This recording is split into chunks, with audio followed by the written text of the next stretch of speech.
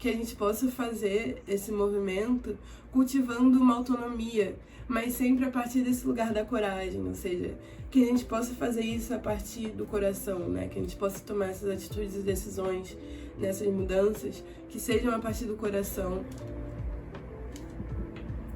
Bom, eu sou Bárbara Yamani e nesse vídeo eu quero falar sobre um assunto que na verdade é uma troca de ideias, assim, mais do que um tópico a se discorrer sobre. Então eu convido para quem quiser tomar um chazinho, um cafezinho, ou só pegar um negocinho assim para beber enquanto estiver assistindo, pra gente poder estar junto aqui refletindo sobre isso, desembaraçando mais esse assunto. Então, eu quero trazer a questão da passagem da mocidade para a mulheridade, como mais uma dessas camadas, assim, do movimento de estar aprendendo a cada passo, né? Na descrição do meu podcast eu coloco como é um espaço seguro para um compartilhamento dos aprendizados de cada passo nesse processo da vida adolescente para uma juventude, para uma vida adulta, né, num processo de desenvolvimento espiritual e pessoal. Então, acho importante aqui no canal, como um dos primeiros vídeos, falar sobre isso, assim. Porque, assim, uma coisa que eu venho percebido, assim, de questões trazidas por colegas, amigos e até pacientes, né? Pra quem não sabe, eu tô me formando em psicologia e atendo já há 3 anos. Muitas das questões das problemáticas ou das coisas que causam algum tipo de sofrimento são justamente questões referentes ali àquele movimento que a gente tem, eu acho que é algo que acontece com todos nós, de ultrapassamento de questões da adolescência, assim, de a gente tentar desenvolver de alguma forma questões que nos acompanharam muito ali na fase do início da juventude, dos 16 aos 20 e poucos anos, assim. Eu não tô muito longe porque eu tenho 24, mas eu posso dizer que nesses últimos anos eu tive um processo intenso de buscar trabalhar questões que antes me atrapalhavam muito quando eu era adolescente, porque justamente por observar as pessoas, eu cheguei num espaço onde, tipo assim, eu não queria precisar arrastar questões adolescentes para minha vida adulta, porque, como a gente sabe, né, na vida adulta já tem problemáticas suficientes, a gente não precisa dificultar mais. Então, uma coisa que...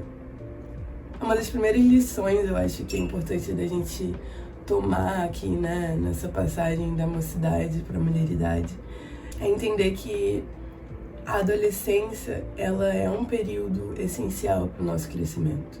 É uma época onde a gente está começando a se conhecer como pessoa, para além do que a família ou a escola, né, esses primeiros espaços sociais que a gente participa, falam sobre nós, né, dizem sobre nós. Então é um movimento muito de se conhecer como pessoa no mundo, assim, conhecer até a nossa personalidade, o que a gente gostaria de estar fazendo no mundo, contribuindo com o mundo. Então, apesar de ser muitas vezes conturbado, um momento um pouco caótico, assim, é importante a gente dar um certo valor, assim, para esse movimento, porque já pensou entrar direto na vida adulta sem nem saber quem somos e só, tipo, nessa mentalidade do que a gente tem que fazer e tal, já entrar nessa lógica que a gente tá, né, nesse sistema mundo capitalista, que a vida adulta é muito sobre trabalhar, criar uma carreira, às vezes, dependendo de qual cultura a gente está inserida, sobre criar uma família, enfim.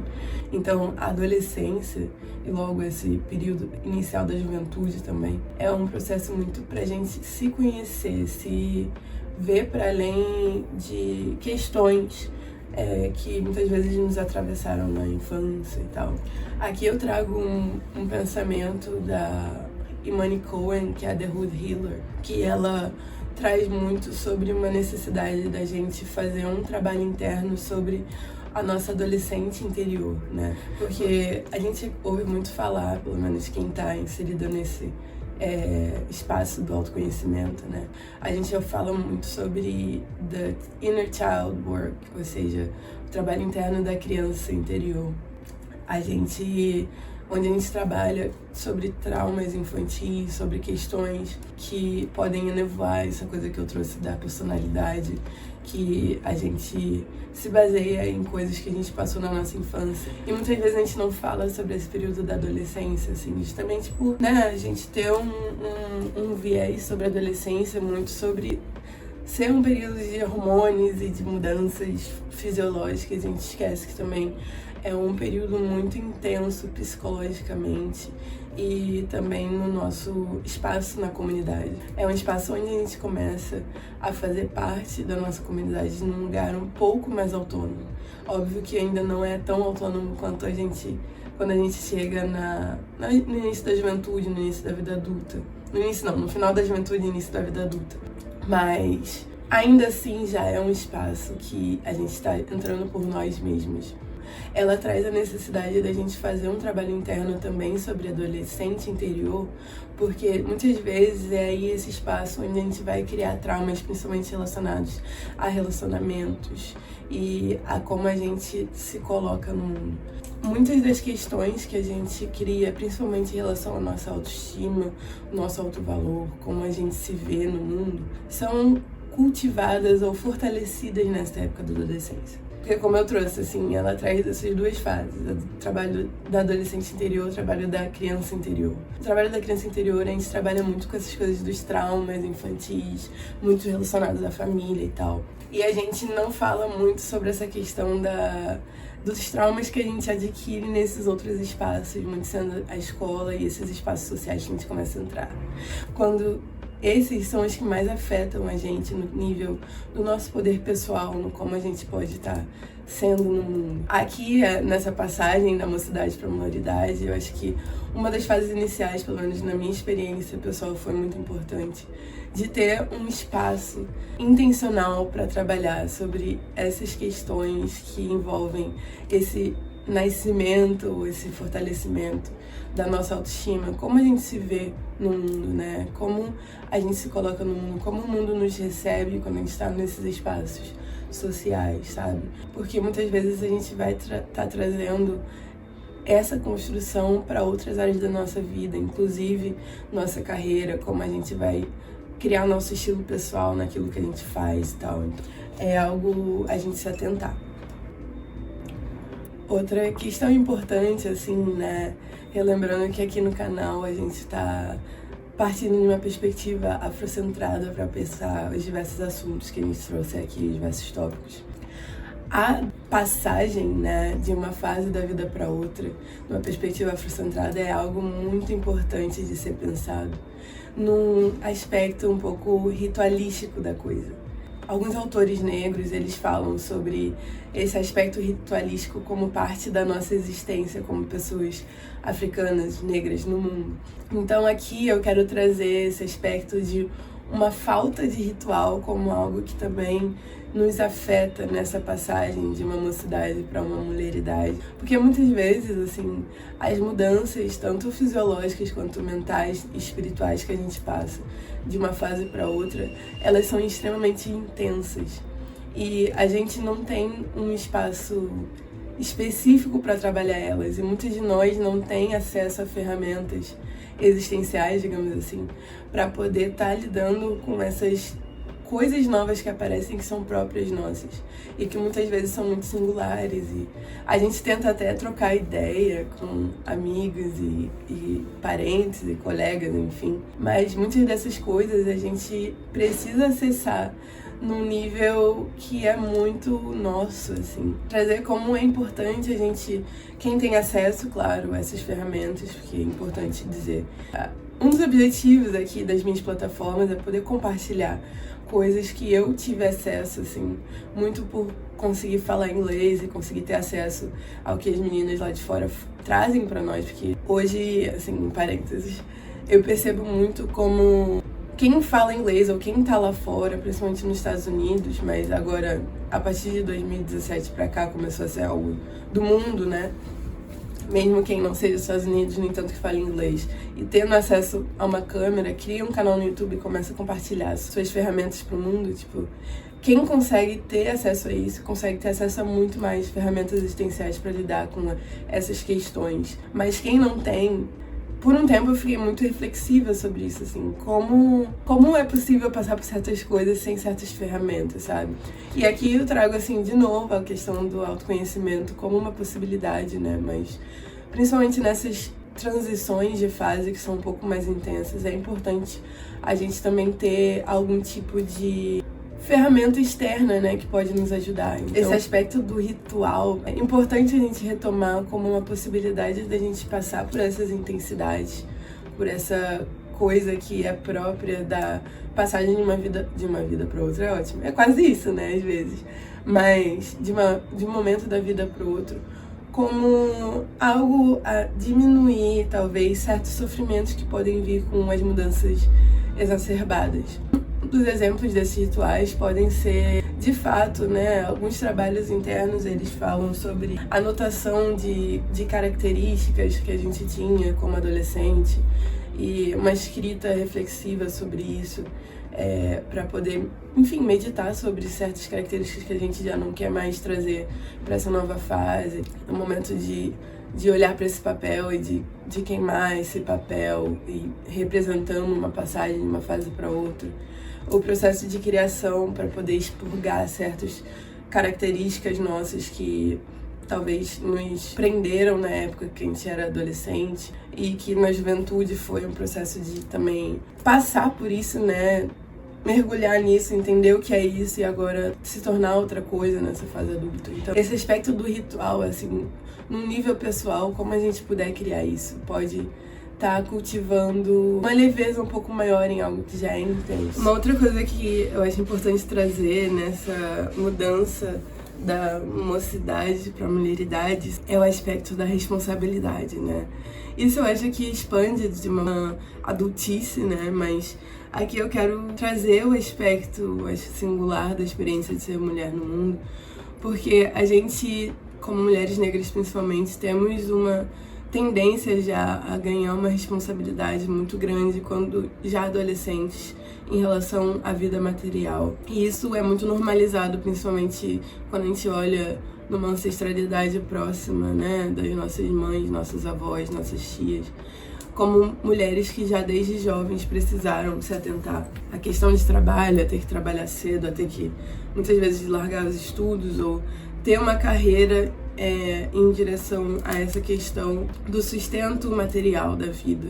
E essa questão da responsabilidade muito nesse lugar. E aí eu entendo, assim, como muitas de nós teve um espaço diferente das nossas ancestrais, muito mais para poder se desenvolver como o privilégio de ter o espaço de seguir na carreira dos estudos e poder entrar no ensino superior. Muitos de nós somos as primeiras a fazer isso na nossa família. Mas quando chega no final desse período, que é justamente esse período que eu tô trazendo como mulheridade, a gente fica meio assim, né?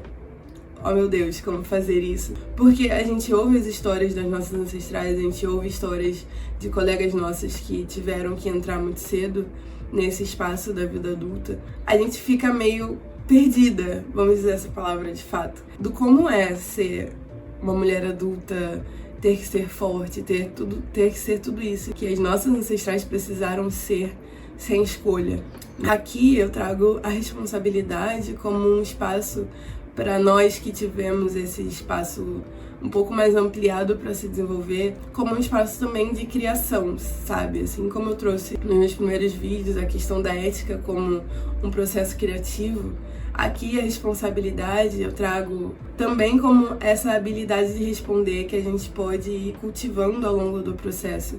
E a gente pode estar sempre craftando, né? Craftar como esse processo de pegar algo ou um material e algo que a gente tem como, sei lá, alguma habilidade, algo que a gente consegue fazer e juntar isso para poder produzir algo novo, produzir algo que vá nos ajudar a lidar com isso, né? Então, essa responsabilidade que a vida adulta nos traz, ela pode estar nesse espaço um pouco mais de leveza quando a gente está lidando com essa mulheridade que já está quebrando traumas geracionais, sabe? Quebrando generational curses da nossa família. Que a gente possa lidar com essa responsabilidade como um espaço de uma bênção mesmo, né? Como eu posso dizer. Algo que está nos sendo dado como... Eu não gosto da palavra privilégio, porque ela pode levar a várias conotações. Mas é algo que a gente está recebendo porque quem veio antes de nós trabalhou para que a gente tivesse esse espaço aqui.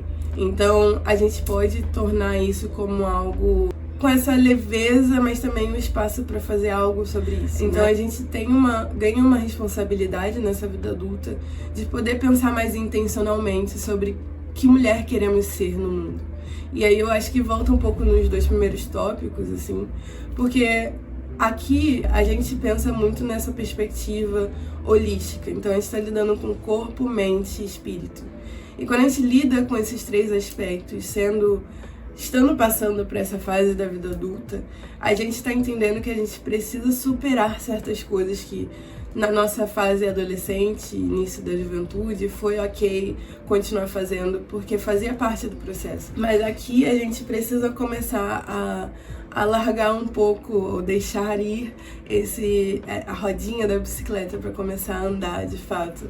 Talvez ter até uma bicicleta maior, com cesto, com lugar para guardar coisas, para que a gente ponha, né?